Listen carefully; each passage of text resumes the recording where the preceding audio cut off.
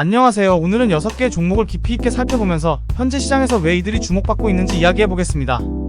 기사 내용과 함께 데이터를 조합해 각 종목의 투자 포인트를 재미있게 풀어볼 테니 끝까지 함께해주세요. 먼저 이번 주 글로벌 투자자들의 시선이 집중된 곳은 바로 미국 와이오밍주에 있는 잭슨홀입니다. 왜냐고요? 바로 파월 연준 의장이 9월 금리 인하에 대해 어떤 힌트를 줄지 기대감이 크기 때문이죠. S&P 500 지수는 지난주에만 3.93%나 상승하며 올해 최고의 한 주를 보냈는데요. 기술주 대장주인 엔비디아는 무려 19%나 급등했습니다. 하지만 이 상승이 모두 기쁜 소식은 아닙니다. 시장에서는 이미 연말까지의 금리 인하를 미리 반영한 상태라 파월 의장이 무슨 말을 하느냐에 따라 매도세가 나올 가능성도 있죠. 소문의 사고 뉴스에 팔아라라는 월가의 명언처럼 말이죠.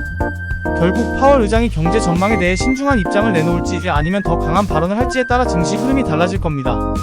국내 금융시장에서는 한국은행의 이번 주 금융통화위원회가 뜨거운 이슈입니다. 기준금리를 동결할 가능성이 높다는 전망이 지배적이지만 더 중요한 건 앞으로의 통화정책 방향에 대한 메시지죠.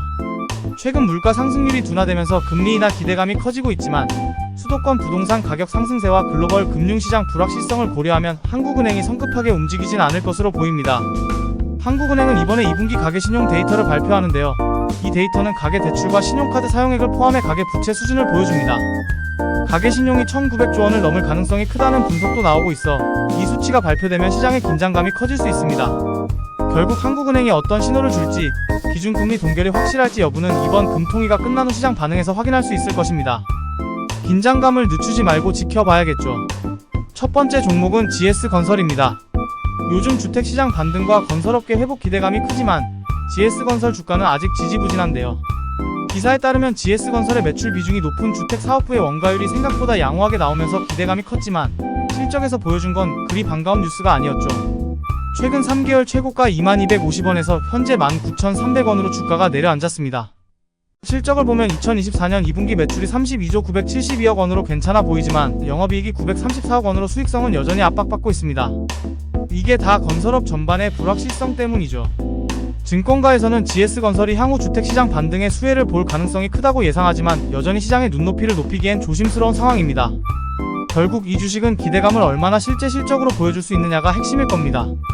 두 번째로 다룰 종목은 네이버입니다. 한국을 대표하는 디지털 기업이자 포털 사이트의 강자인 네이버가 요즘 주식시장에서는 흔들리고 있는데요. 기사를 보면 네이버의 주가는 상반기 내내 하락세를 보였고 52주 최저가 15만 1100원까지 내려간 이후 겨우 반등 중이라고 합니다. 흥미로운 점은 네이버의 2분기 실적이 매출 26조 453억 원, 영업이익 4364억 원으로 전년 대비 모두 증가했음에도 불구하고 주가는 여전히 압박을 받고 있다는 겁니다. 기사에서는 외국인과 기관의 매도세가 이어지면서 주가가 계속해서 흔들리고 있다고 분석했죠. 네이버는 AI와 데이터 사업에서 성장 잠재력이 크다고 평가받고 있지만 그 기대감이 주가에 제대로 반영되지 않고 있습니다. 결국 시장에서는 네이버의 실적이 계속해서 안정적인 성장세를 보일 수 있느냐가 중요한 포인트로 작용하고 있습니다. 세 번째 종목은 W게임즈입니다. 기사를 보면 W게임즈는 설립 이후 북미 시장을 타겟으로 빠르게 성장해 왔는데 그 비결은 바로 소셜 카지노 게임 W카지노 덕분입니다.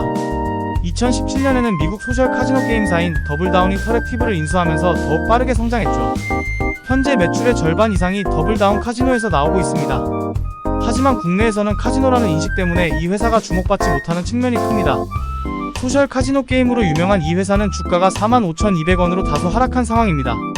최근 기사에 따르면 W게임즈는 아이게이밍과 캐주얼 게임 등으로 포트폴리오를 확장하고 있는데요. 이 과정에서 새로운 인수합병 기회를 탐색하고 있습니다. 문제는 코로나19 이후 매출이 하향 안정화되면서 성장이 주춤해졌다는 점이죠.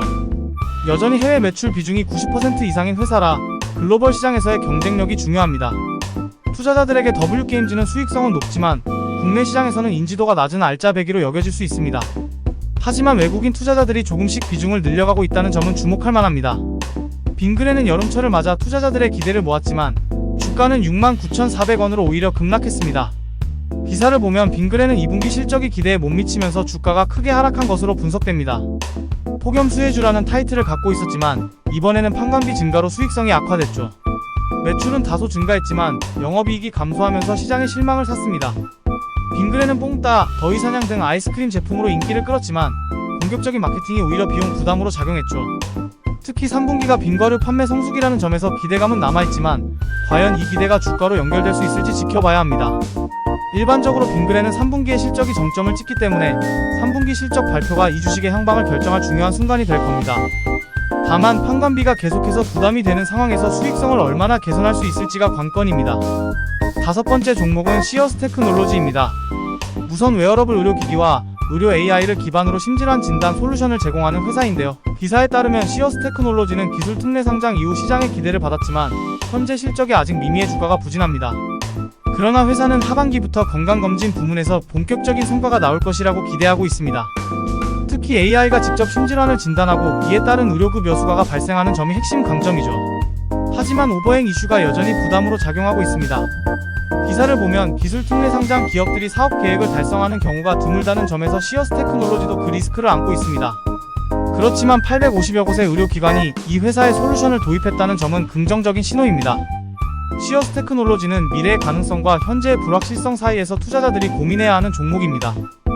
2024년 8월 16일 기준 주가는 1670원으로 52주 최고가 36,000원에서 크게 하락한 상황입니다.